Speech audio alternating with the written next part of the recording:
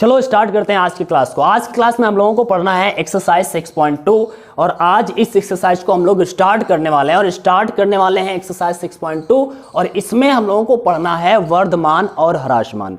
मतलब इसमें दो प्रकार के क्वेश्चन आएंगे। किसी में पूछेगा कि वर्धमान फलन है या फिर ह्रासमान फलन है, या फिर किस बिंदु पर यह वर्धमान है, किस बिंदु पर ह्रासमान है। अब टेंशन यहां पर बच्चों को ये होती है कि आखिर वर्धमान क्या होता है और ह्रासमान क्या होता है और हम ये कैसे पता करते हैं। ठीक है, तो आज हम लोग इसकी पूरी जानकारी लेने वाले हैं। किसी को भी अगर दिक्कत होती थी तो इस वीडियो को पूरा देखना है, आपकी दिक्कत पूरी तरह से रिमूव हो जाएगी, मतलब खत्म हो जाएगी। ठीक है, तो आज की क्लास को शुरुआत से अंत तक आपको देखना है। स्टार्ट करते हैं आज की क्लास। सबसे पहले समझते हैं आखिर वर्धमान क्या होता है। और मैं आपको बता दूं कि अगर क्लास आपको अच्छी लगे तो इसे लाइक जरूर करिएगा और अपने दोस्तों के साथ जरूर शेयर करिएगा, क्योंकि वो भी आए और इस चैनल से जुड़े और वो भी अच्छे से अच्छा पढ़ाई कर सकें यहां पर, और फिजिक्स को और मैथ को अच्छी तरह से फील कर सकें। ओके, तो चलो जरूर शेयर करिएगा। आज हम लोग समझते हैं आखिर वर्धमान क्या होता है और ह्रासमान क्या होता है। वर्धमान फलन का मतलब यह होता है कि एक ऐसा फलन जिसके प्रत्येक जगह पर उसका मान बढ़ता ही जा रहा हो। वर्धमान का मतलब होता है बढ़ते रहना, ओके, और ह्रासमान का मतलब होता है कि घटते रहना। एक ऐसा फलन जिसका मान हर जगह पर बढ़ता जा रहा हो उसे हम बोलते हैं वर्धमान, और एक ऐसा फलन जिसका मान हर जगह पर कम होता जा रहा है उसको हम बोलते हैं ह्रासमान। अगर मैं आपको यहां पर एग्जांपल से समझाने की कोशिश करूं, एक बार समझिएगा। मैंने कोई फलन दे दिया, मान लिया fx = 2x + 5, ओके, 2x + 5। तो अब 2x + 5 में हमने x का वैल्यू कुछ दे दिया कि x का वैल्यू जो है वो होना चाहिए 1 और 10 के बीच में। अब हम 1 और 10 के बीच में अगर हम कोई भी वैल्यू लेते हैं, किसका, 1 और 10 के बीच में अगर हम कोई भी वैल्यू लेते हैं x का, तो यहां पर ध्यान से देखिएगा कंटिन्यूअसली इसका मान बढ़ता रहेगा, क्योंकि 2x के बीच में हमने 1 और 10 के बीच में 2 होता है, 3 होता है, 4 होता है, 5 होता है, 6, 7, 8, 9, ये तो पता ही है कि 2 क्यों पढ़ा रहे हो। ठीक है, तो यहां पर देखने वाली बात ये है कि सबसे पहले मान लिया मैंने 2 ले लिया +5, तो 2 दूना 4, 1 4 और 5 9 हो गया। इसके बाद में हम जब 3 लेंगे x का वैल्यू, तो यहां पर 2 3 6 हो जाएगा, 6 5 11 हो जाएगा। इसके बाद जब हम 4 लेंगे तो क्या हो जाएगा, 4 दूना 8, 8 5 13 हो जाएगा। तो हम देख रहे हैं धीरे धीरे इस fx का वैल्यू पहले 9 था, फिर 11 हुआ, फिर 13 हुआ। अगर हम इस x के मान में धीरे धीरे ऐसे बढ़ोतरी करते जाएंगे तो fx का मान भी क्या होता जाएगा, बढ़ता जाएगा। समझ रहे ना इस बात को? मैंने जो बोला है इसको फील करिएगा। ठीक है, तो इसका मतलब हुआ कि यह कंटिन्यूअसली बढ़ रहा है, और अगर बढ़ता ही रहेगा तो इसका मतलब हम कहेंगे कि यह फलन, ये जो फलन है वो 1 से 10 पर के लिए क्या है, वर्धमान है। क्या है, वर्धमान है। ओके, क्लियर हो गया। अब यहीं पर मैं एक दूसरा क्वेश्चन दे दूं आपको। जैसे मैंने दे दिया -1 से -10 की बात मैं करता हूं, -1 से -10 की मैं बात कर दूं, तो -1 से -10 की जब बात करेंगे तो यहां पर एक बात तो क्लियर हो जाएगी। जब हम -1 और -10 के बीच में जब माइनस के वैल्यूज होंगे, ये माइनस के वैल्यू होंगे, और जब माइनस के वैल्यू रखेंगे तो 2 गुणा -2 + 5, 2 दूना 4 हो जाएगा माइनस का, -4 से 5 जाएगा, 1 बचेगा प्लस का। इसके बाद में हमने क्या किया, 2 गुणा -3 + 5, तो 2 3 6 माइनस का, माइनस के 6 से 5 गया, माइनस का 1 बचा। फिर हमने 4 रखा, तो 2 गुणे -4 + 5, 4 दूना 8, माइनस के 8 से 5 गया तो माइनस का 3 बचा। तो अब हम देख रहे हैं सबसे पहले बड़ा वैल्यू था 1, फिर माइनस का 1 हुआ, फिर माइनस का 3 हुआ, और आगे बढ़ेंगे तो धीरे धीरे और घटता हुआ चला जाएगा। माइनस में बढ़ने का मतलब है वो घट रहा है, तो धीरे धीरे और मान घटता जाएगा। तो हम कह सकते हैं कि यही फलन जो है वह इन अंतरालों पर क्या रहेगा, ह्रासमान है, क्योंकि इसमें घटता हुआ जा रहा है मान। समझ रहे हैं ना? अगर बढ़ता रहेगा मान तो वो वर्धमान कहा जाएगा, अगर मान घट रहा है तो तो उसे हम क्या बोलते हैं, ह्रासमान कहते हैं। बात क्लियर हुई या नहीं? मैंने जो बताया है उसको फील करिए, ठीक है। तो अगर फलन का मान बढ़ता रहता है तो वह वर्धमान होगा, और घटता रहता है तो यह ह्रासमान होगा। अब ये हम पता कैसे करते हैं कि यह बढ़ता रहेगा या घटता रहेगा, इसको जरा फील करिएगा। मैंने पिछली वाली क्लास में आप लोगों को पढ़ाया है, जब 6.1 आप लोग पढ़ रहे थे तो उसमें मैंने एक बात बताई थी कि dy अपॉन dx का मतलब क्या है कि x के सापेक्ष y में परिवर्तन। अगर मैं dy अपॉन dt कहता था तो इसका मतलब है y में होने वाली परिवर्तन दर। dA अपॉन dt का मतलब था क्षेत्रफल में परिवर्तन की दर। dv अपॉन dt का मतलब था आयतन में परिवर्तन की दर। अगर पीछे वाले वीडियोस नहीं देखे तो देख लीजिए। अब अगर परिवर्तन की दर पॉजिटिव है, मतलब परिवर्तन जो हो रहा है वह धनात्मक परिवर्तन हो रहा है, बढ़ रहा है, बढ़ता हुआ जा रहा है, तो हम बोलते हैं धनात्मक परिवर्तन। अगर घट रहा होता है तो परिवर्तन तो तब भी हो रहा होता है, लेकिन वह ऋणात्मक परिवर्तन है। मान लिया मैंने कोई संख्या ली 50, अब धीरे धीरे इसमें परिवर्तन हो रहा है, अब +2 का परिवर्तन हो रहा है। +2 का परिवर्तन होने का मतलब है कि हर बार 2 बढ़ रहा है, और अगर बढ़ रहा है तो 52 हो जाएगा, फिर 54 हो जाएगा, फिर 56 हो जाएगा, कंटिन्यूअसली बढ़ता रहेगा। तो मतलब अगर परिवर्तन की दर धनात्मक होगी तो इसका मतलब है कि फलन का मान धीरे धीरे बढ़ता रहेगा, अर्थात वर्धमान होगा। और अगर परिवर्तन की दर ऋणात्मक होगी, -2 हो, तो ऐसी कंडीशन में इसका मान घटता जाएगा, -48, फिर 46, फिर 44, इस तरह से होता जाएगा। समझ रहे ना मैं क्या कह रहा हूं? अगर ऋणात्मक मतलब परिवर्तन की दर ऋणात्मक है तो हम कहते हैं कि वह फलन कैसा होगा, ह्रासमान होगा, क्योंकि उसका मान घटता जाएगा। और अगर परिवर्तन धनात्मक है मतलब बढ़ रहा है तो फिर वह वर्धमान होगा। तो वर्धमान होने के लिए जरूरी है कि परिवर्तन की दर धनात्मक होनी चाहिए, और अगर परिवर्तन की दर ऋणात्मक है तो वह फिर ह्रासमान कहा जाता है। बात क्लियर हो रही है आपको ना? इस बात को आप लोग ध्यान रखिएगा। अब परिवर्तन की दर का मतलब क्या है? तो परिवर्तन की दर का मतलब होता है यहां पर अवकलन। मतलब कहने का यह है, जो अवकलन होता है, अवकलन क्या शो करता है? वह परिवर्तन की दर को ही व्यक्त करता है, ठीक है। तो परिवर्तन की दर का मतलब क्या है?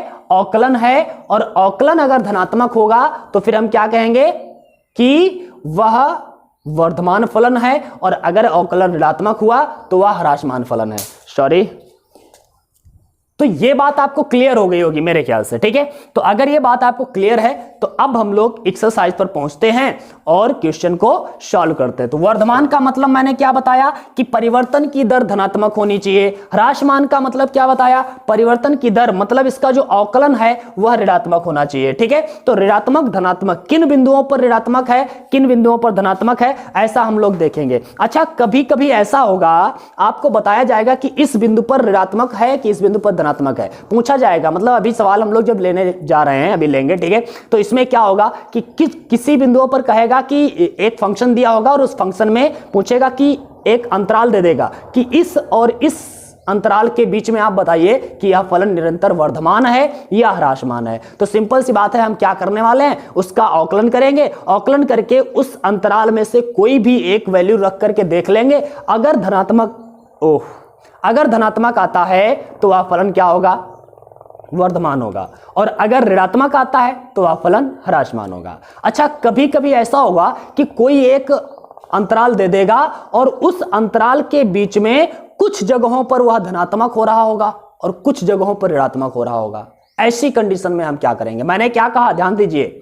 मतलब कोई अंतराल दिया होगा और उस अंतराल के बीच में ही जितने भी वैल्यू हैं उन सभी वैल्यू में कुछ जगह पर वह धनात्मक दे रहा होगा आंसर, और कुछ जगह पर ऋणात्मक आ रहा होगा। ऐसी कंडीशन में हम उसे धनात्मक मतलब वर्धमान कहेंगे या फिर ह्रासमान।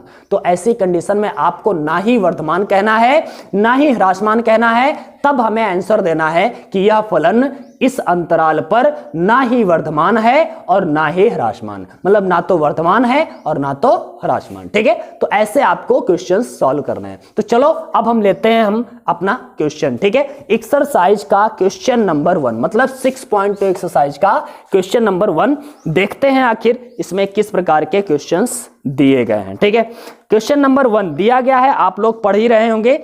सिद्ध कीजिए R पर, R मतलब कोई रियल नंबर है, ठीक है। r मतलब कोई रियल नंबर है, x का वैल्यू r से बिलोंग करेगा, अर्थात r कोई भी रियल नंबर है। रियल नंबर तो आप जानते होंगे 1 2 3 -1 -2 -3 और दशमलव वाले हर प्रकार के नंबर जो होते हैं ये सब रियल नंबर के अंतर्गत आते हैं। रियल नंबर का मतलब है हर प्रकार का नंबर हो सकता है, ठीक है। तो बताया गया है कि सिद्ध कीजिए कि r पर मतलब कोई भी रियल नंबर पर fx एक फंक्शन दिया गया है 3x + 17 ओके से प्रदत्त फलन वर्धमान है। अब हमें ये क्या करना है, हमें दिखाना है कि ये जो फंक्शन दिया गया, ये जो फलन दिया है, यह r पर अगर हम x का वैल्यू r लेते हैं, r में से कोई भी नंबर इसमें से लेते जाएं तो हर चीज के लिए इसका वैल्यू क्या होगा, धनात्मक होगा, मतलब ये वर्धमान होगा। ये हमको सिद्ध करना है। अच्छा, वर्धमान सिद्ध करना है तो मैंने अभी अभी आपको बताया है कि अगर आपको वर्धमान सिद्ध करना है तो आपको जरूरी है सबसे पहले तो आपको अवकलन ही करना है, और अवकलन करने के बाद में हम क्या करते हैं, हमें देखना है उन अंतरालों का वैल्यू पुट करके। अगर धनात्मक आता है तो वर्धमान कहेंगे, ऋणात्मक आता है तो फिर ह्रासमान कह देंगे, ठीक है। तो सबसे पहले हम क्या करते हैं, यहां पर अवकलन करते हैं f डैश x मतलब fx का अवकलन क्या होता है, f डैश x, आपको ये तो पता ही होगा। तो f डैश x बराबर में 3x + 17 का क्या हो जाएगा, 3x, तो 3 हो गया, x का तो 1 होता है, 1 इंटू में लिखो चाहे ना लिखो, और +17 का 0 हो जाएगा, क्योंकि किसी भी कांस्टेंट वैल्यू का अवकलन 0 होता है, आप लोग पीछे पढ़ चुके हैं, ठीक है। तो ये हम कह सकते हैं f डैश x = क्या आया, 3। अब आप सोचिए यहां पर हम कोई भी रियल नंबर ले लें, -1 +1 -2 +1 0.3 कुछ भी ले लें और वो x की जगह पर रखें, तो इसका वैल्यू क्या आएगा, तो इसका वैल्यू तो हमेशा 3 ही आने वाला है, क्योंकि इसमें तो x है नहीं। जब इसमें x नहीं है, अगर इसमें x होता, मान लिया 3x होता, तो x की जगह पे 1 रखते तो कुछ और आता, 2 रखते तो कुछ और आता, -1 रखते तो कुछ और आता, -2 रखते तो कुछ और आता, मतलब तब तो वैल्यू बदल सकता था, समझ रहे ना, f डैश x का। लेकिन जब इसमें x ही नहीं है तो कोई भी ये नंबर ले लो, हर जगह पर इसका वैल्यू 3 ही रहने वाला है, क्योंकि ये x पर डिपेंड ही नहीं कर रहा है, समझ रहे ना। तो इसका मतलब हम r में से कोई भी नंबर ले लें, इस रियल नंबर में से कोई भी x का मान ले लें, हर मान के लिए f डैश x का मान 3 ही रहेगा, और 3 तो धनात्मक संख्या है, अतः हम कहेंगे कि यह वर्धमान फलन होगा। x का वैल्यू हम r में से कोई भी ले लें, तो हम लिख सकते हैं कि x बिलोंग्स टू r के लिए, मतलब x जो है वो r से बिलोंग कर रहा होगा, अगर सबके लिए x बिलोंग्स टू r के लिए क्या होगा, f डैश x धनात्मक है, कैसा है, धनात्मक है लिखें, या फिर ऐसे लिख दें f dash x is greater than 0, मतलब 0 से बड़ा है। भाई 0 से बड़ा होने का मतलब धनात्मक ही होता है, ठीक है। तो 0 से बड़ा है या धनात्मक है, ठीक है। अतः x बिलोंग्स टू r पर क्या होगा, x r की मतलब x का वैल्यू r से कोई भी ले लो, तो हर r पर क्या होगा, फलन जो है, फलन मतलब fx क्या होगा, वर्धमान होगा। ओके, बात क्लियर है ना। बहुत इजी क्वेश्चन है, बस आपको समझना है, फील करना है। मैंने बताया सबसे पहले आपको अवकलन करना है, अवकलन करके आंसर लाना है। आंसर देखा, इसमें x तो है नहीं, जब x नहीं है तो इसका मतलब क्या है, x जब है नहीं तो x पर डिपेंड ही नहीं करेगा, x का कोई भी वैल्यू ले लो, सबके लिए 3 ही वैल्यू रहेगा, और 3 तो धनात्मक है। अगर 3 धनात्मक है तो अगर ये धनात्मक आता है तो हमेशा याद रखना है, ये धनात्मक आया ना, धनात्मक, ओके। तो अगर ये धनात्मक आता है f डैश x तो हमेशा याद रखना कि फलन वर्धमान होगा, अगर ऋणात्मक आता है तो फलन ह्रासमान हो जाता है, ठीक है। तो ये क्वेश्चन आपको मेरे ख्याल से तो क्लियर होगा। अब अगला क्वेश्चन लेते हैं, क्वेश्चन नंबर 2 को भी देखते हैं, और एक काम करिएगा, अपने आप क्वेश्चन को सॉल्व जरूर करिएगा, ठीक है। तो क्वेश्चन नंबर 2 लेते हैं। क्वेश्चन नंबर 2 में कहा गया है सिद्ध कीजिए कि r, मार मतलब फिर वही रियल नंबर, ठीक है। क्वेश्चन नंबर 2, r कोई भी आर वही नंबर हो सकते हैं, सभी प्रकार के नंबर होते हैं, ठीक है। और यहां पर फंक्शन जो दिया गया है वो क्या दिया गया है, e की पावर 2x से प्रदत्त फलन वर्धमान है। यह भी हमें सिद्ध करना है कि यह भी फलन क्या है, वर्धमान है। और वर्धमान सिद्ध करना है तो मैंने सबसे पहले बताया है कि सबसे पहले आपको क्या करना पड़ेगा, अवकलन करना पड़ेगा। तो करते हैं f डैश x बराबर e की पावर 2x का, तो e की पावर 2x रहेगा ही, मैंने बताया था ना चेन रूल, e की पावर 2x का e की पावर 2x रहेगा ही, और 2x को मैंने x माना है इसलिए 2x का दोबारा हुआ तो 2, तो हम लिख सकते हैं f डैश x बराबर में क्या हो गया, 2e की पावर 2x। बात क्लियर है, इतना हो गया। अब देखिए क्या यह फलन धनात्मक है, r में से कोई भी वैल्यू ले लें, हर जगह पर इसका वैल्यू धनात्मक होगा क्या, तो बिल्कुल होगा। क्यों होगा, क्योंकि e की power 2x is greater than 0, हमेशा 0 से बड़ी रहेगी अगर x बिलोंग कर रहा है r से। मतलब कहने का ये e की पावर 2x का वैल्यू 0 से बड़ा ही रहेगा। दो तो धनात्मक है ही, ये तो दिख ही रहा है, अगर ये भी धनात्मक है तो कोई दिक्कत ही नहीं है। अब e की पावर 2x धनात्मक है क्या, तो हम अगर e की पावर 2x धनात्मक क्यों मान रहे हैं, क्योंकि अगर हम x का वैल्यू 1 रखें तो e की पावर 2, e की पावर 2 का मतलब वो धनात्मक है, e की पावर 2 का मतलब धनात्मक। अगर x का वैल्यू 2 रखते हैं तो 2 की पावर 4, e की पावर 4 सॉरी, सो e की पावर 4 का वैल्यू भी क्या होगा, धनात्मक होगा। तो इसका मतलब ये हुआ कि हर जगह पर इसका वैल्यू धनात्मक होगा। अब कुछ बच्चे ये कहेंगे कि यहां पर सर -1 रख देंगे तो क्या हो जाएगा, तो e की पावर -2 हो जाएगा।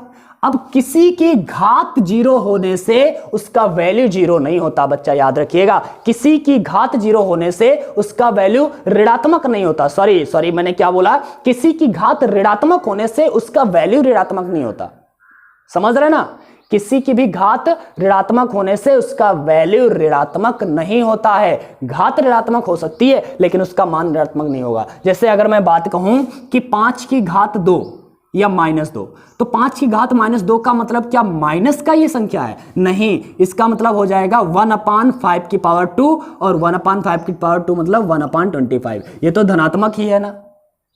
पावर माइनस है तो इसका मतलब ये जरूरी नहीं मतलब बिल्कुल भी ये सही नहीं होगा कि उसका वैल्यू ऋणात्मक हो जाएगा, कभी भी ऋणात्मक नहीं होने वाला। मतलब पावर अगर धनात्मक है तब भी उसका वैल्यू धनात्मक होगा, पावर अगर ऋणात्मक है तब भी उसका वैल्यू धनात्मक ही होगा, ठीक है। तो घात ऋणात्मक होने से उसका वैल्यू ऋणात्मक नहीं होता, ये आपको याद रखना है। तो e की पावर 2x, अगर x का वैल्यू हम माइनस का रखते हैं तो पावर में माइनस आएगा, और पावर में माइनस आने का मतलब है उसका वैल्यू ऋणात्मक नहीं है, अर्थात वो धनात्मक ही होगा, 0 से बड़ा ही होगा। और अगर e की पावर 2x का वैल्यू 0 से बड़ा है तो इसका मतलब है f डैश x का वैल्यू भी 0 से बड़ा होगा, अर्थात हम कह सकते हैं अतः f dash x is also greater than 0, मतलब f डैश x का वैल्यू भी 0 से बड़ा है। इसलिए लिखेंगे कि फलन जो है हमारा, फलन fx क्या है,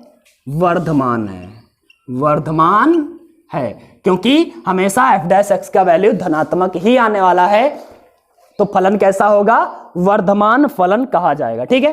तो ये बात क्लियर हो गई है। अब हम लोग चलते हैं अगले क्वेश्चन पर। क्वेश्चन नंबर हमारा कौन सा है, question number 3, okay. Question number 3 क्या कहता है, क्वेश्चन नंबर 3 में बताया गया है कि सिद्ध कीजिए कि fx sin x से प्रदत्त फलन, एक क्वेश्चन नंबर 3 दिया गया है, एक फंक्शन दिया है fx is equal to sin x, ठीक है, और बताया गया है कि fx sin x से प्रदत्त फलन जो है यह a ऑप्शन दिया गया है कि यह 0,π/2 पर में वर्धमान है। क्या सिद्ध करना है कि इस अंतराल में यह वर्धमान होगा। उसके बाद में b ऑप्शन दिया है यहां पर कि π/2, π पर यह ह्रासमान है, यह भी प्रूव करना है। और सी ऑप्शन दिया है कि 0 से पाई पर ना तो यह वर्धमान है और ना ही ह्रासमान है, ओके। ना वर्धमान है ना ह्रासमान है। मतलब ये तीन चीजें हमें प्रूव करनी है कि मतलब F X is equal to sine X है, ये जो फंक्शन है ये हमारा इस अंतराल पर वर्धमान है, इस पर ह्रासमान है और इस पर ना तो वर्धमान है और ना ही ह्रासमान है। हमें कैसे सिद्ध करना होता है ये हम लोग अच्छी तरीके से जान चुके हैं। हमने बताया है आपको अभी अभी कि वर्धमान और ह्रासमान कभी भी प्रूव करना हो तो आपको करना क्या होता है, सबसे पहले तो अवकलन करना है, एफ डैश एक्स करना है। तो एफ डैश एक्स क्या हो जाएगा, साइन एक्स का अवकलन क्या होगा, तो साइन एक्स का अवकलन होगा कॉस एक्स। बच्चा साइन एक्स का अवकलन क्या होता है, कॉस एक्स होता है। ठीक है, तो अब हमने क्या किया, अवकलन तो कर लिया, अब इस अवकलन का मान धनात्मक है या ऋणात्मक है ये कैसे क्लियर होगा, मतलब कॉस एक्स धनात्मक है या फिर ऋणात्मक है कैसे क्लियर होगा। तो सबसे पहला वाला ऑप्शन लेते हैं ए वाला, और हमें पता है कि 0, π/2। ओके, इधर लिख देते हैं यार, ठीक है, इधर लिखते हैं, इधर ये अंतराल लिख देते हैं, तीनों अंतराल, ओके। यहां पर एफ एक्स लिख देते हैं, एफ एक्स इक्वल टू क्या, F dash x, sorry cos x है ये, और यहां पर वर्धमान और ह्रासमान दिखाया जाएगा, ह्रासमान। ओके, तो यहां पर देखिएगा आप लोग ये तो पढ़े होंगे चतुर्थांश, ये प्रथम चतुर्थांश होता है, इसमें 0 से π/2 तक के अंक होते हैं, एंगल, और ये वाला होता है द्वितीय चतुर्थांश में π/2 से पाई तक के एंगल होते हैं। तो अगर मैं 0 से पाई की बात कर रहा हूं ए वाले में क्या है, 0 से π/2, ये ए वाला है, ठीक है, 0 से π/2। तो 0 से π/2 पर आप बात बताइए कि ये फलन 0 से π/2 का मतलब हुआ प्रथम चतुर्थांश। प्रथम चतुर्थांश में ये जो F dash x cos x निकल के आया है, तो कॉस एक्स धनात्मक होता है या ऋणात्मक। आप लोग सोचिए, हाई स्कूल में पढ़े थे आप, मैंने क्या बताया कि आपको यह बताना है कि प्रथम चतुर्थांश में मतलब 0 से π/2 में ये cos x जो है वह धनात्मक होता है या फिर ऋणात्मक होता है। तो आंसर मिलना चाहिए धनात्मक होता है, क्योंकि इसमें तो सभी धनात्मक होते हैं ना, सभी धनात्मक होते हैं, और इसमें साइन और cos x धनात्मक होता है और सब माइनस के होते हैं। ये मैंने बताया है, अगर नहीं बताया तो आज जान लो और आपने पढ़ाई होगा, ठीक है। तो मतलब कहना है 0 से π/2 मतलब प्रथम चतुर्थांश, इसमें ये cos x क्या होगा, धनात्मक होगा, और अगर ये धनात्मक है तो हम कह सकते हैं कि यह फलन क्या होगा, वर्धमान होगा। ये हमने प्रूफ कर दिया, ये तो प्रूफ करना था कि 0 से π/2 में फलन वर्धमान है। तो लिख देना कि 0 से π/2 पर f डैश x का मान धनात्मक प्राप्त होता है, अतः यह फलन 0 से π/2 पर वर्धमान होगा। क्लियर, एक बात क्लियर। अब बी वाले ऑप्शन की बात करते हैं, तो बी वाला जो दिया गया है π/2 कामा पाई, यह भी हमें प्रूव करना है कि इस पर ह्रासमान है। तो ये वाला एंगल कहां पर आता है, तो ये द्वितीय चतुर्थांश में आता है। अब सेकंड चतुर्थांश में आप बताइएगी कि cos x जो है वह धनात्मक होता है या फिर ऋणात्मक होता है। आप लोग बताइए भाई, cos x का मान द्वितीय चतुर्थांश में धनात्मक होता है या ऋणात्मक होता है, तो आंसर मिलेगा ऋणात्मक होता है। क्या होता है, ऋणात्मक होता है, और अगर ऋणात्मक होता है तो इस पर क्या हो जाएगा, ह्रासमान हो जाएगा। मतलब π/2 से पाई तक cos x का वैल्यू ऋणात्मक होता है, अतः f डैश x जो होगा वो भी ऋणात्मक होगा, और यह फलन π/2 से पाई पर क्या हो जाएगा, ह्रासमान हो जाएगा। ओके, क्लियर है ना। इसके बाद में आती है सी नंबर की बात। सी नंबर में क्या बताया गया है, सी ऑप्शन मतलब सी नंबर दिया गया है 0 से पाई। ये प्रथम चतुर्थांश था, ये द्वितीय चतुर्थांश था। अब 0 से पाई का मतलब क्या हुआ, यहां से यहां तक का पूरा समझ रहे ना, यहां से यहां तक का पूरा, यही तो है 0 से पाई, 0 से पाई पूरा 180। तो 0 से पाई का मतलब पूरा हो गया। अब हम 0 से पाई की अगर बात करेंगे तो हमें यह पता चलेगा कि इसमें हम धनात्मक कहें कि ऋणात्मक कहें, क्योंकि 0 से पाई के लिए हम ना तो केवल धनात्मक कह सकते हैं और ना ही केवल ऋणात्मक कह सकते हैं। क्लियर है ना। मैंने क्या बताया कि 0 से पाई का मतलब यहां से यहां तक हुआ, और यहां से यहां तक में भाई ना तो ये ऋणात्मक है पूरा और ना ही पूरे खातिर धनात्मक है, तो हम क्या कहेंगे, धनात्मक कहें कि ऋणात्मक कहें? तो हम कुछ भी नहीं कहेंगे, हम ये कहेंगे कि 0 से पाई पर ना तो ये धनात्मक होगा और ना ही ऋणात्मक होगा, क्योंकि कुछ बिंदुओं पर ये धनात्मक होता है, मतलब 0 से पाई बाई 2 तक ये धनात्मक रहेगा और फिर ऋणात्मक हो जाएगा। इसका मतलब है अगर हम 0 से पाई की बात कहें तो इसके लिए किसी एक शब्द का इस्तेमाल नहीं कर सकते कि ये धनात्मक होगा या ऋणात्मक होगा। तो इसका आंसर ये होगा कि 0 से पाई पर जो फलन होगा वह क्या होगा, ना तो धनात्मक होगा और ना ही ऋणात्मक होगा। ठीक है, बात क्लियर है मेरे ख्याल से, अब तो क्लियर ही होगा। ठीक है, अब हम लोग चलते हैं आगे। क्वेश्चन नंबर कौन सा देखेंगे, तो क्वेश्चन नंबर 4 देखते हैं। ठीक है, क्वेश्चन नंबर 4 को देख लेते हैं और इसको भी जल्दी से सॉल्व करते हैं। क्वेश्चन नंबर 4 में क्या कहा गया है भाई, सुनिएगा। इसमें बताया गया है अंतराल ज्ञात कीजिए। अब देखिए अंतराल ज्ञात करना है। अभी तक क्या था, कोई फंक्शन था उसमें x का वैल्यू दे देता था कि इस पर चेक करो कि ये धनात्मक है या ऋणात्मक है। अब आपको चेक नहीं करना है, अब आपको वो अंतराल निकालने हैं, x के वैल्यू निकालने हैं कि किस पर ये धनात्मक है और किस पर ऋणात्मक है। क्वेश्चन लेते हैं और फिर देखते हैं। क्वेश्चन नंबर 4 दिया गया, अंतराल ज्ञात कीजिए कि फलन जो फंक्शन दिया गया है 2x² - 3x से प्रदत्त फलन a वर्धमान है, मतलब वर्धमान के लिए अलग हमें वैल्यू ज्ञात करना है, अंतराल ज्ञात करना है, और b ह्रासमान है, ह्रासमान के लिए हमें अलग अंतराल ज्ञात करने हैं। ठीक है, वर्धमान और ह्रासमान दोनों के लिए अलग अलग अंतराल हमको ज्ञात करने हैं। तो चलो ज्ञात करते हैं। तो अंतराल ज्ञात करने के लिए इसमें हम क्या करते हैं, जब भी आपको इस टाइप का क्वेश्चन मिले, जब भी आपको कहे कि अंतराल ज्ञात कीजिए, तो ऐसे में हम अवकलन तो करेंगे ही। अवकलन करिए, f' बराबर 2 नीचे आएगा, 2 दूना 4x हो जाएगा, माइनस में 3x का तो 1 हो जाएगा। क्लियर है, इतना तो हो ही गया। चलो अच्छी बात है। इसके बाद में हम क्या करेंगे, इसके बाद में हम एक काम करते हैं कि जब भी अवकलन हो जाए तो हमें जब भी अंतराल ज्ञात करना होगा तो हम f' के इक्वल में 0 रख लेते हैं। क्या करते हैं, f' इक्वल में 0 रख लेते हैं, मतलब 4x - 3 बराबर 0 हम मान लेते हैं। 4x - 3 बराबर क्या माना मैंने, 0 मान लिया। और 0 मान लिया तो यहां से x का वैल्यू निकालो, 3 उधर कर दो, तो 4x बराबर में 3 हो जाएगा, x बराबर में 3/4 आ जाएगा। ठीक है, जब x का वैल्यू निकल आए तो आप एक संख्या रेखा बनाएंगे। इस पर इधर इन्फिनाइट होगा माइनस का, इधर प्लस का इन्फिनाइट होगा, बीच में कहीं पर ये x 3/4 आ रहा होगा, 3/4।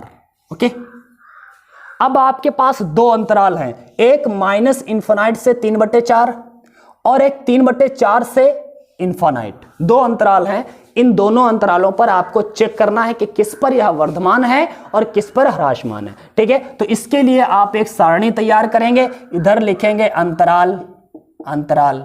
ठीक है, यहां पर fx जो f' आपका निकल के आया होगा, f' क्या निकल के आया है, ये 4x - 3। ठीक है, और इधर आपको पता चलेगा कि यह वर्धमान है या ह्रासमान है। ठीक है, तो चलो अंतराल पहला लेते हैं, माइनस इन्फिनाइट से 3/4, एक ये अंतराल हो गया। दूसरा 3/4 से इन्फिनाइट, 3/4 से इन्फिनाइट, 2 अंतराल हो गए, दोनों पर चेक करना है। माइनस इन्फिनाइट से 3/4 की कोई भी वैल्यू ले लो, मतलब एक ऐसा वैल्यू लो जो 3/4 से छोटा हो और माइनस इन्फिनाइट से बड़ा हो, कोई भी वैल्यू ले लो। तो हम -2 -3 -4 कोई भी ले लें, माइनस इन्फिनाइट है तो माइनस की कोई भी संख्या ले सकते हो आप। और माइनस की यहां पर अगर कोई भी संख्या लोगे, -1 ले लो या -2 ले लो, तो क्या निकलने वाला है, ध्यान से देखिए। -2 मैंने ले लिया, मान लो x की जगह पर रखो, तो 4 गुणे में -2 होगा, तो 4 दूना 8 माइनस का हो जाएगा, माइनस का 8 और माइनस का 3 जुड़ जाएगा, माइनस का 11 हो जाएगा। मतलब ये माइनस का ही आएगा, माइनस का 11 आए, माइनस का 13 आए, कुछ भी आए, लेकिन आएगा काहे में, माइनस का आएगा। अगर माइनस का आता है तो इसका मतलब क्या है कि यह वर्धमान होगा कि ह्रासमान, तो यह हो गया ह्रासमान। ओके, तो आपको ह्रासमान पूछा गया था, किस बिंदु पर ह्रासमान होगा, तो आपको बता देना है माइनस इन्फिनाइट से 3/4 पर यह ह्रासमान होगा। ओके वर्धमान के लिए अभी अंतराल और ज्ञात करने हैं, तो वर्धमान के लिए अंतराल चेक करते हैं ये वर्धमान के लिए है या नहीं है। तो 3/4 और इन्फिनाइट के बीच की कोई संख्या ले लो। अब की बार पॉजिटिव होनी चाहिए, प्लस की होनी चाहिए, क्योंकि प्लस का इन्फिनाइट है। ठीक है,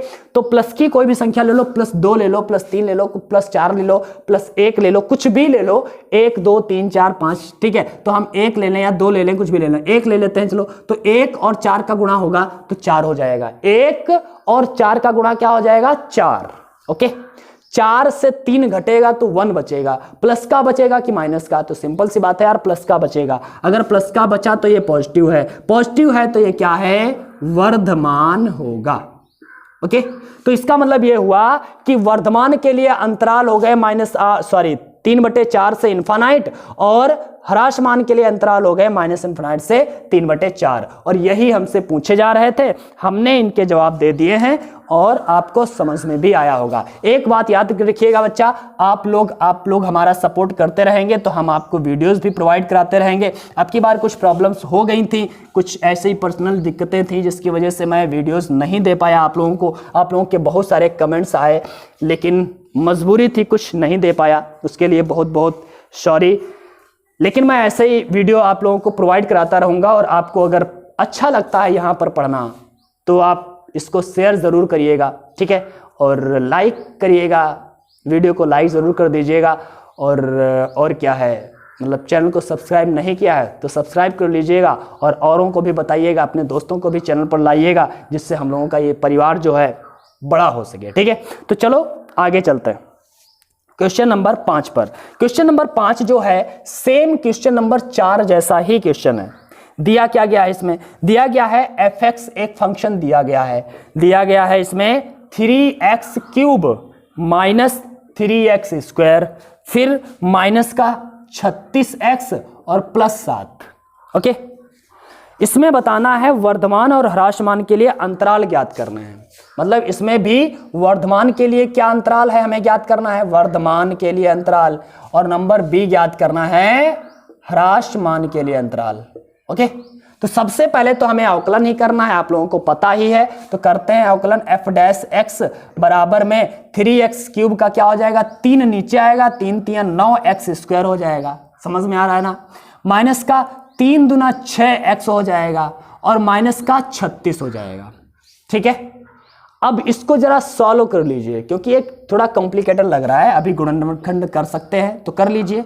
तो ये 9 कॉमन ले लेंगे, 9 नहीं मिलेगा, 3 मिलेगा भाई, तो 3 कॉमन ले लेंगे। क्या बचेगा? x² बचा, 3 दूना 6 2x बचा, और माइनस में 3 और 12 यहां पर बच जाएगा। ओके, अब हम क्या करेंगे, यहां पर हम गुणनखंड इसका कर लेते हैं। जब हम गुणनखंड करेंगे तो बच्चा गुणनखंड क्या होगा आप बताइएगा। सॉरी बच्चों, क्वेश्चन मैंने थोड़ा सा गलत नोट कर दिया है, यहाँ पर 2x³ है, मैंने 3x³ लिख दिया है। कोई दिक्कत नहीं है, आप लोग सुधार लेना।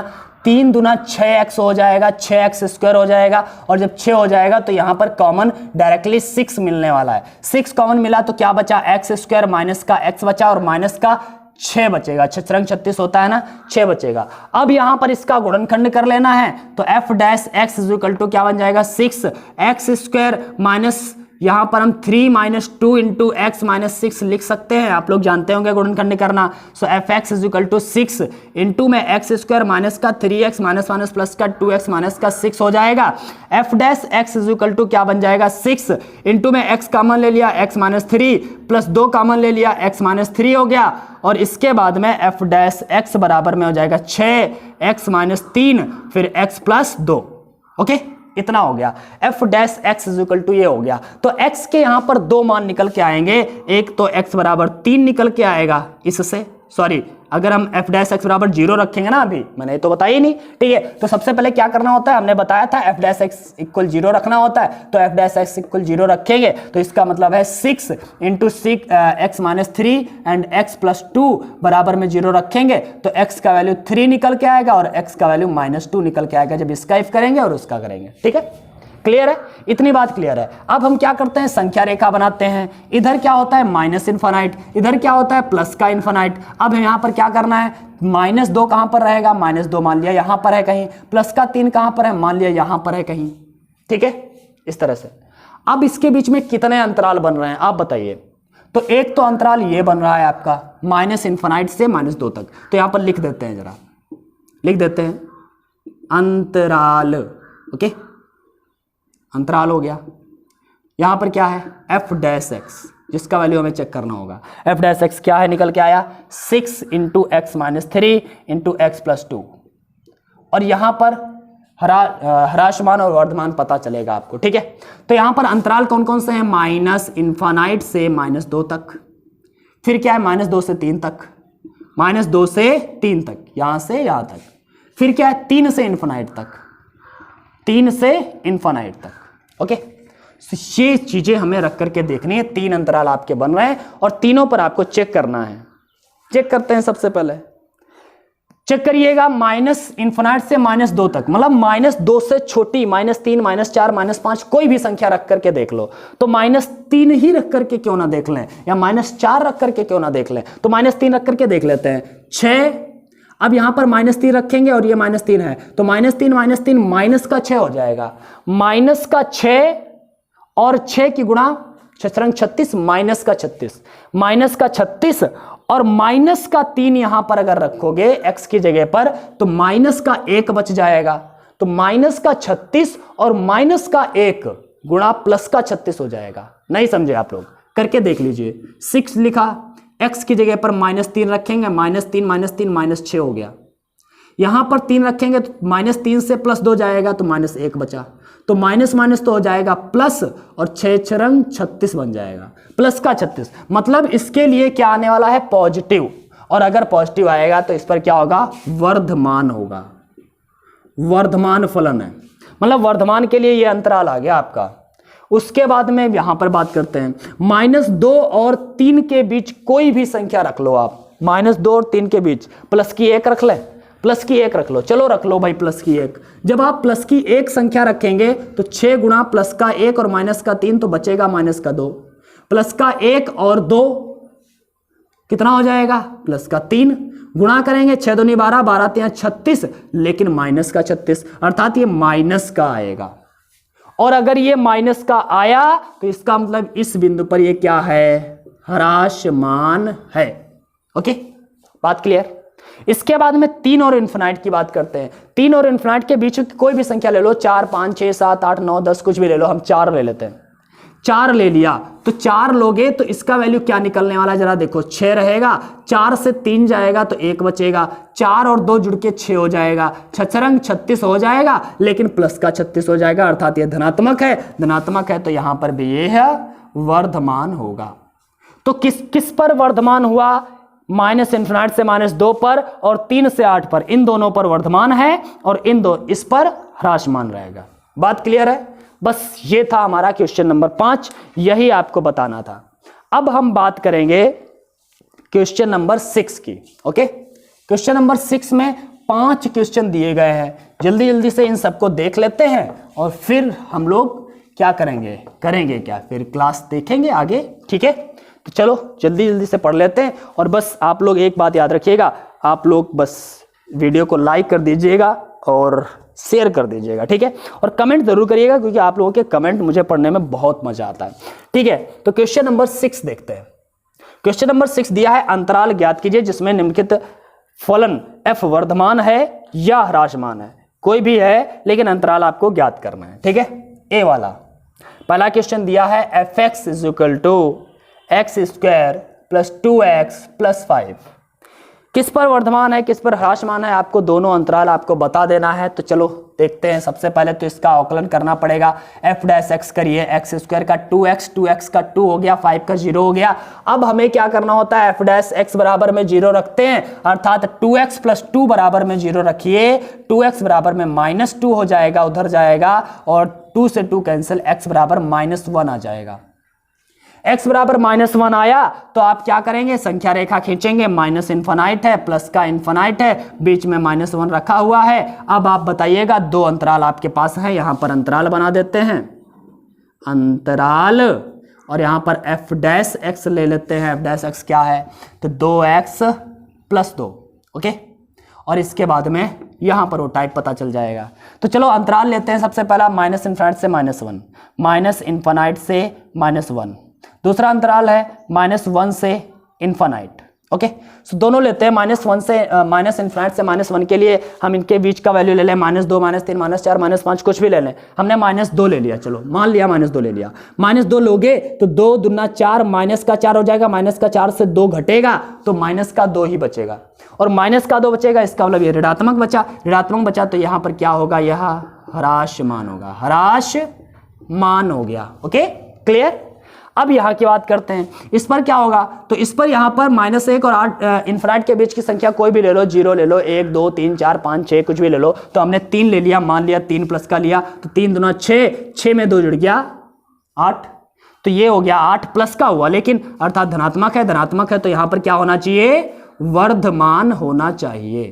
ओके, तो यहां पर वर्धमान के लिए जो अंतराल है -1 से इन्फिनाइट है और ह्रासमान के लिए जो अंतराल है -इन्फिनाइट से -1 है। ठीक है, तो यही क्वेश्चन था हमारा और ये सॉल्व हो चुका है। अब अगला क्वेश्चन इसका बी वाला लेते हैं, बी पार्ट। इसी का बी पार्ट दिया गया है, बुक में देखिएगा आप लोग, दिया गया है 10 fx equal to 10 - 6x + x²।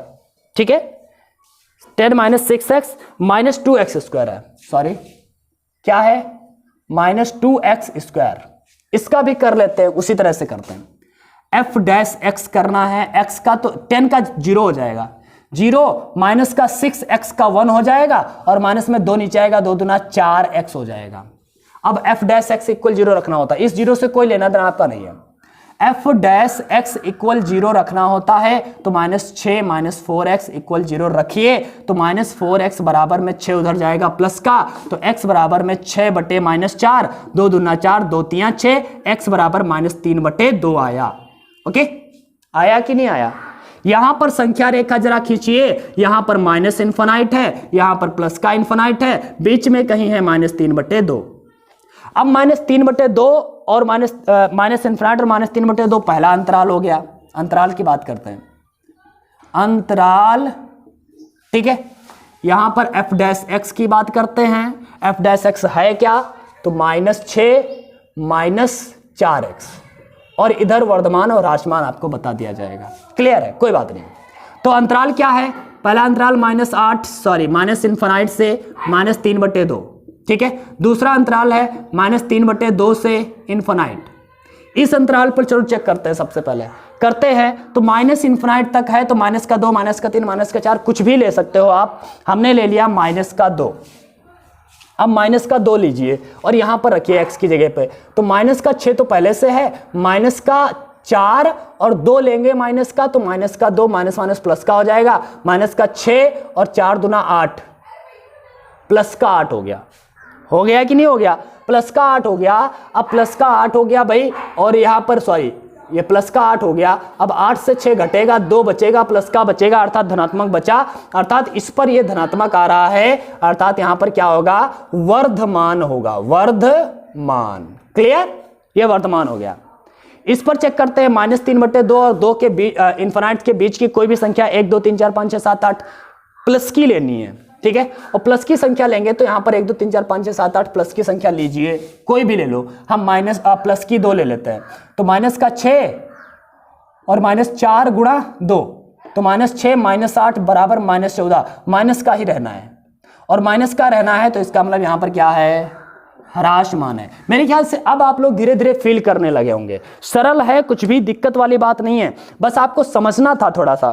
ठीक है, तो अगर समझ गए हो तो मेरे ख्याल से अब आपको कठिन नहीं लग रहा होगा। ठीक है, और हर चीज, हर सब्जेक्ट सरल होता है, बस आप अगर ध्यान से पढ़ते हैं, मन लगा के पढ़ते हैं, तो आपको हर चीज सरल लगने लगती है। ठीक है, तो चलो अगला क्वेश्चन इसी का देखते हैं, सी वाला। आखिर सी वाले में क्या दिया गया है, 6 का सी। ओके, दिया गया है f(x) equal to -2x³ -9x² -12x + 1। Okay, अब इसका हमें करना है अवकलन। सबसे पहले तो सबसे पहले अवकलन करिए, f' इक्वल टू -2x³ है, 3 नीचे आएगा, 2 तिया 6x² होगा, माइनस का 9 दूनी 18x होगा, माइनस का 12 होगा। अब यहां पर हम क्या करेंगे, सबसे पहले अवकलन ले लेंगे, सॉरी कॉमन ले लेंगे, तो f' इक्वल टू माइनस का 6 कॉमन ले लिया, बचेगा x², बचेगा प्लस का 3x, और 2, यही तो बचा, प्लस का ही 2 बचेगा। ठीक है, ओके, इतना हो गया ना, अच्छी बात है। अब हम यहां पर क्या करने वाले हैं, तो सिंपल सी बात है कि अब हम यहां पर गुणनखंड करेंगे। गुणनखंड कर ही लेते हैं आप सब लोग। X square plus 2x plus X plus 2, ठीक है। F dash X is equal to minus का 6 X square, sorry X common ले लेते हैं, एक्स प्लस 2 बचेगा, प्लस 1 कॉमन लिया, एक्स प्लस 2 बचा, ठीक है। एफ डैश एक्स हुआ तो माइनस का 6 एक्स प्लस 2 और एक्स प्लस 1, ओके, क्लियर। तो यहां से अब हम एफ डैश एक्स बराबर 0 रखें अगर, तो मतलब माइनस 6 इंटू एक्स प्लस 2 और एक्स प्लस 1 बराबर 0 रखेंगे तो x का मान आएगा -2 और x का मान आएगा -1। इतना हुआ, -2 और -1, ये दोनों मान आ गए। अब आपको क्या करना है, यहां पर आपको चेक करना है। यहां पर संख्या रेखा पहले बना लेते हैं। माइनस इन्फानाइट है, प्लस इन्फानाइट है, यहां पर -2 होगा, फिर -1 होगा, दोनों यहां पर दिखा दिए। अब आप देखिएगा अंतराल कौन कौन से हैं।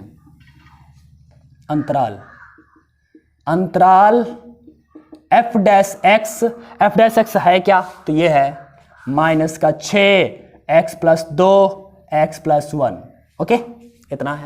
और उधर वर्धमान है कि ह्रासमान, वो देखेंगे। सबसे पहले अंतराल कौन कौन से हैं, माइनस इन्फानाइट से -2, माइनस इन्फानाइट से -2, फिर -2 से -1, -2 से -1, फिर -1 से इन्फानाइट, -1 से इन्फानाइट, ओके। इतनी बात तो हो गई। चलो अच्छी बात है, ये दोनों वैल्यू निकल के आए हैं। अब हम इसका औकलन करेंगे, सॉरी औकलन क्या करेंगे, चेक करेंगे। तो सबसे पहले इनका बीच का कोई भी नंबर ले लो, -2 के पहले -3 होता है तो -3 ले लीजिए। -3 लोगे तो माइनस का 6 है और -3 में से 2 जाएगा तो माइनस का 1 बचेगा, -3 से 1 जाएगा तो माइनस का 2 बचेगा। अब माइनस माइनस माइनस 3 बार जब गुणा होगी तो माइनस ही रहेगा, अर्थात माइनस आने वाला है। और माइनस आया तो ये क्या है, ह्रासमान। इस पर तो ये ह्रासमान हो गया। चलो इस पर देखते हैं, -2 और -1 के बीच की संख्या, -2 और -1 के बीच की संख्या लेते हैं। तो भाई -2 और -1 के बीच की संख्या क्या होगी, -2 और -1 के बीच की -1.5 हो सकती है, -1.5 हो सकती है तो -1.5 रख दीजिए। तो रख देते हैं जरा, -1.5 मतलब 1.5 रखें तो ये हो जाएगा माइनस का 6 गुणे में -1.5 से जब 2 जाएगा तो प्लस का आधा बचेगा, 1.5 माइनस का प्लस का 2 तो प्लस का आधा बचेगा 0.5। और यहां पर क्या होगा, -1.5 से जब 1 जाएगा तो माइनस का आधा बचेगा। अब माइनस एक बार है और ये -1 बार, 2 बार माइनस हुआ तो प्लस बन गया, अर्थात यहां पर बन गया प्लस, अर्थात यहां पर क्या हुआ, वर्धमान होगा। अब यहां पर क्या होगा, इसको फिर चेक कर लेना है। -1 के बाद की कोई भी संख्या ले लो, 1 के बाद की 2 3 4 5 6 7 8 9, हमने 2 ले लिया, मान लिया 2 ले लिया। जब 2 लोगे तो माइनस का 6, 2 2 हो जाएगा 4 और 2 और 1 3। अब माइनस तो सिंगल बार आया, अर्थात ये ऋणात्मक होगा, और जब ऋणात्मक होगा तो इस पर भी यह ह्रासमान हो गया। ओके, आज मेरा गला बहुत ही खराब है बच्चों, लेकिन फिर भी आप लोगों को पढ़ा रहा हूं, ठीक है। तो यार एक कम से कम लाइक तो जरूर कर देना और एक शेयर कर देना, ठीक है। चैनल सब्सक्राइब नहीं किया है तो जरूर कर लीजिए, क्योंकि आप यहां पर मैथ और फिजिक्स दोनों चीजें पढ़ते हैं फीलिंग के साथ, बिल्कुल फीलिंग के साथ, ठीक है। चलो अगला क्वेश्चन देखते हैं, क्वेश्चन नंबर 6 का डी वाला पार्ट। ओके, डी वाला पार्ट क्या दिया गया है, 6D में दिया गया है fx is equal to 6 - 9x - x square. ठीक है, गला बहुत खराब है।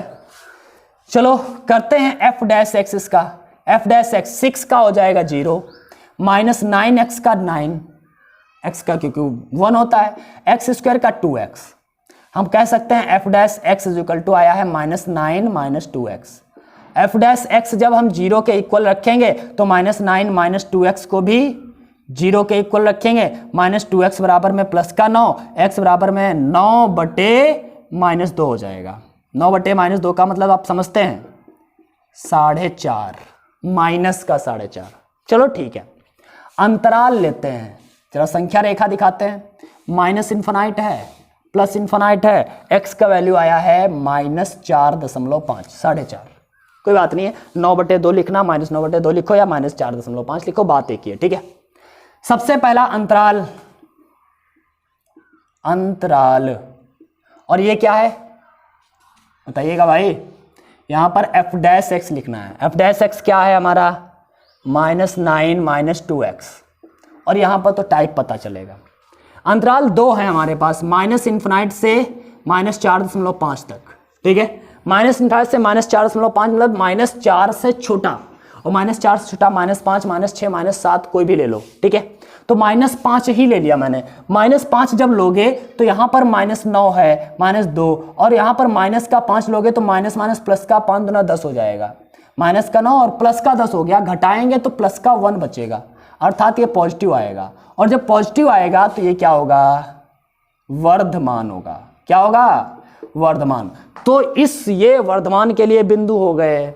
इसके बाद में ह्रासमान की बात, सॉरी दूसरे वाले अंतराल की बात करते हैं, -4.5 से लेकर के इन्फिनाइट, -9/2 भी लिखा हो सकता है, इसमें कोई दिक्कत वाली बात नहीं है, ठीक है। तो ये मतलब -4 से बड़ी कोई संख्या हो, -4.5 से बड़ी संख्या जैसे 4 है, -4 है, -3 है, -2 है, 1 है, 2 है, 3 है, 4 है, प्लस की कोई भी संख्या ले लो, तो प्लस की 1, 2, 3 को भी ले लो, हमने 2 ले लिया क्योंकि 2 सुंदर होती है, ठीक है। चलो 2 ले लेते हैं, 2 ले लिया तो यहाँ पर -9 और -2 गुणे 2, 2 दूना 4, -9 और -4 मतलब -13, लेकिन आएगा तो माइनस का ही, और माइनस का आया तो इसका मतलब क्या है, यहाँ पर ह्रासमान है। तो वर्धमान के लिए ये बिंदु हो गए, ह्रासमान के लिए ये बिंदु हो गए, और 6 का जो डी वाला सवाल था ये भी हो गया है अब सॉल्व, ठीक है। अब हम लोग चलते हैं, इसका ई ऑप्शन जो है, ई ऑप्शन थोड़ा सा बड़ा है लेकिन करेंगे, कोई दिक्कत नहीं है, आराम से करिएगा। E = दिया गया है, मतलब 6 का ई वाला क्वेश्चन, fx = दिया है x+1 का होल क्यूब इंटू x-3 का होल क्यूब, ठीक है। और इसको हम करेंगे अवकलन, करो अवकलन जरा।